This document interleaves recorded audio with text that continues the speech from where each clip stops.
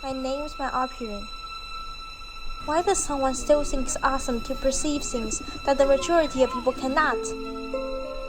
Of course, it separates you from ubiquitous beings. But mixing precognition and high sensitivity inside me could only trigger the outburst of a catastrophe.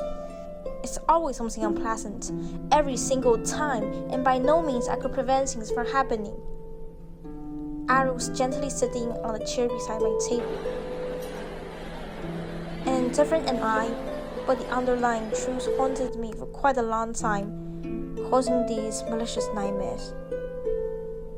It seemed like a lucid dream when I foresaw that she would betray me as any of our other friends did before.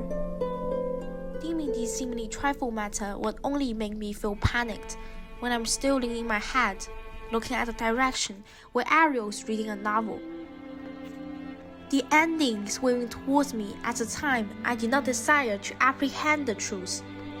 Having the sixth sense that can accurately predict the future seems become tedious in an unwilling way, urging me to transform into a caretaker, someone who has the God's eyes, and attempt to restrain people from falling towards tragedy. Ariel is not the exceptional. She could not be the exception.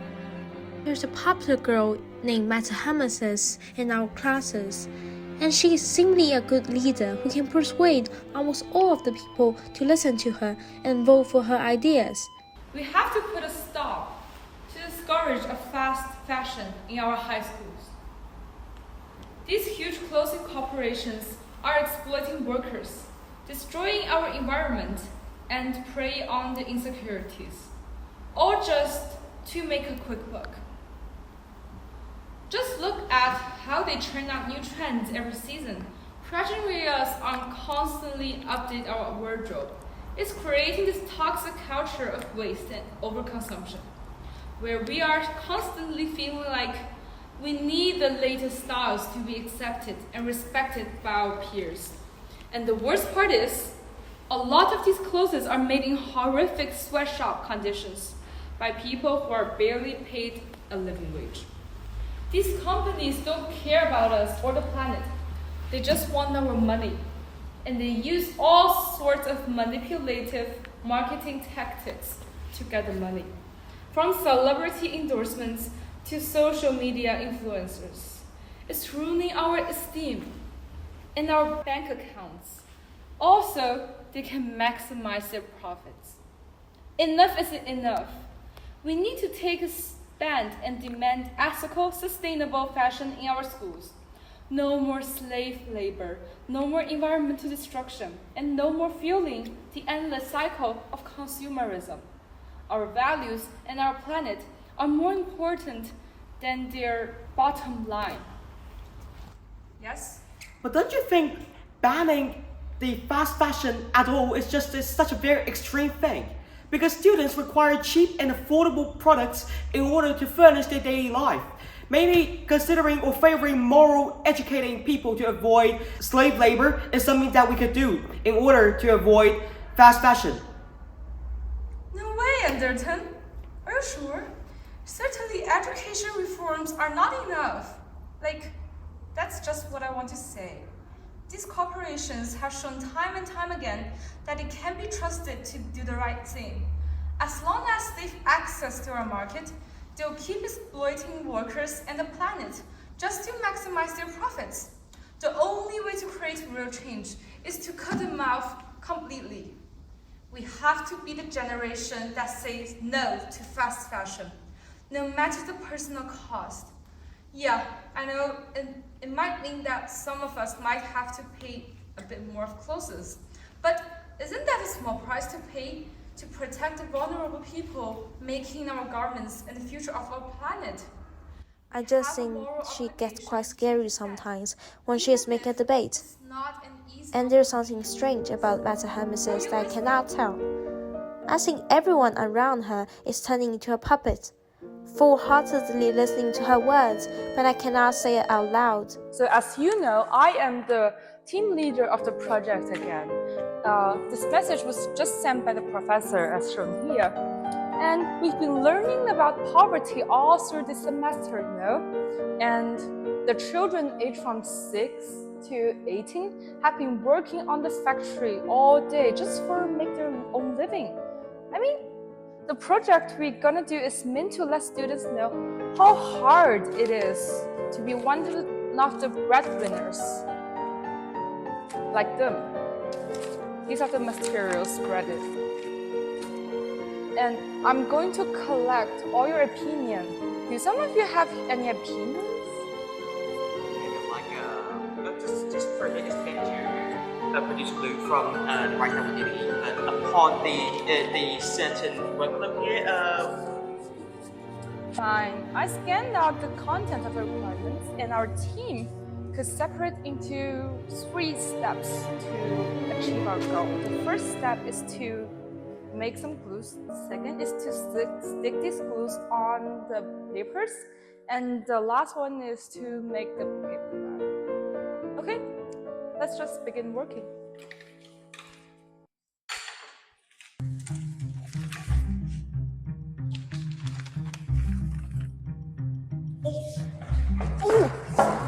Oh my god, yikes!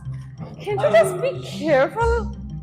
Like when you walk over someone? I mean, this is so dumb. Now get up quickly to do your work, okay? Just work on and focus this. How can you do this? How can you say someone is dumb? He's just your classmates. Apologize, or I will spill all the glue over your hat. Look who's getting crazy, my opera. Just calm down and make your head cool. Calm down, calm down. You're the head. You're our leader. Why you're behaving like this? You should behave positively, not like walking around like a prosecutor, just seeing us doing all the work but do nothing. How can you blame a person without cause? And I'm the leader. A leader like me shouldn't be sticking glues and making paper bags. These glues are full of microbes, you know? Like, does anyone in this group except you, my operant, disagree with me? Any of you? If you have, just please tell me. I will change the plan, okay? Does anyone have any disagreement? See? There's no one. It's so clear, isn't it?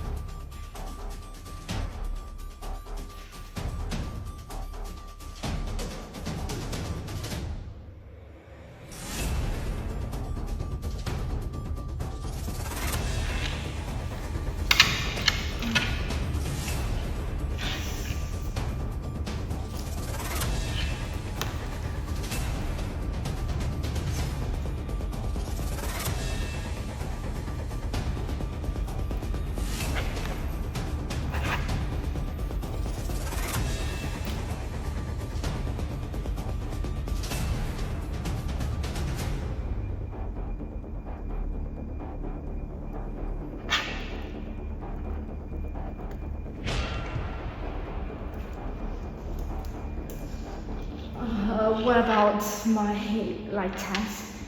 Well, you're doing quite good, so keep on working next time, huh? Thank you, thank you.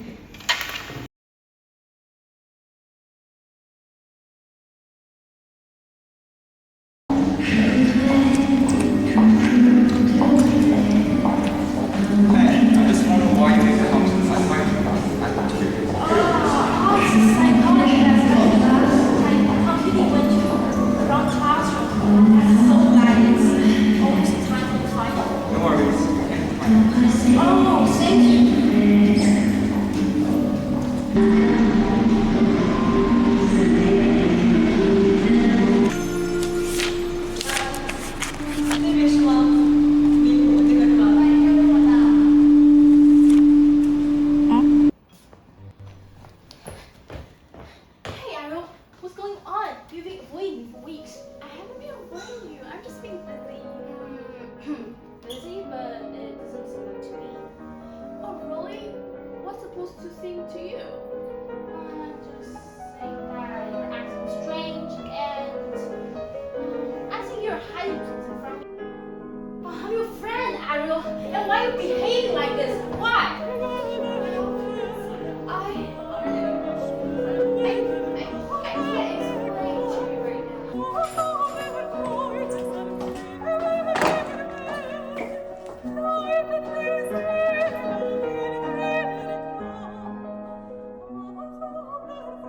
Esteemed faculty, beloved peers, today I bear a message that weighs heavy on my heart. A message of urgency, a plea of our salvation. We are at the precipice of a crisis not of the body, but of the soul. Our screams, once windows to the world, have become the walls that confine us.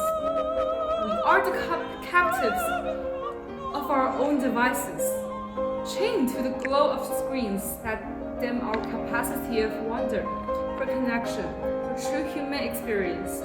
We scroll through lives that are not our own, swiping away at happiness that is but an illusion. How many moments of laughter have been traded for likes? How many tears have been shed over the blue ticks of validation? I call upon you to join me a crusade for our liberation, a digital detox.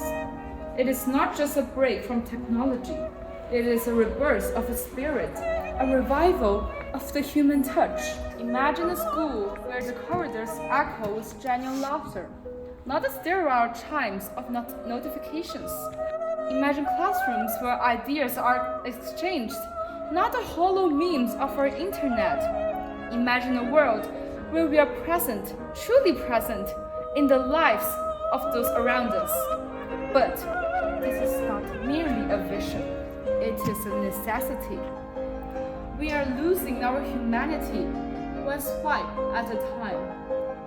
We must act now, or we risk becoming shadows of our former selves, mere ghosts in the machine.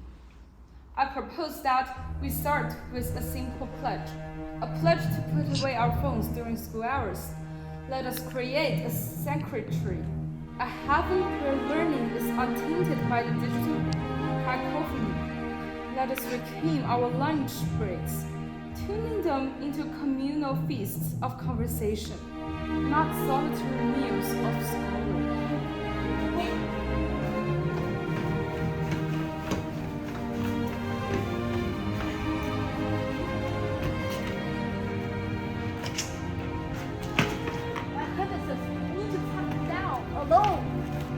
You told us that we should avoid fast fashion. However, you frequently change fashionable clothes. You have close intimacy with our teachers. Because it's only for your own profits, for your own gain, you know. We all know that you gain respect and you go up to own. And you should stop doing this. Stop right now. My operator, you just act outrageous. The internal side of you is just merely a monster that you cannot face. You think you have power to be ESP to foresee the truth, but you are nothing special, you know? You are not powerful than anyone. You have poor test scores and no superpower. You must wonder why you haven't got a friend for a very long time. I threatened them, like using many things, rights, scores, and I know these teachers. And your friend Ariel was a special one. But even she cannot be an exception. I have noticed this since the beginning of the semester, but now it has proved that I'm right. Nurse Ariel and Metahermesis, what do you guys think about patient Leo's situation? Doctor, I think she's getting worse just by seeing the mental wholeness state in has her been eyes. improved 2 days ago. I suggest you Maybe she's strengthen the starting to potion. develop resistance to this medication. Nurse I Ariel, think if her you're right. unconscious daughter wakes up. Leo, please hold on.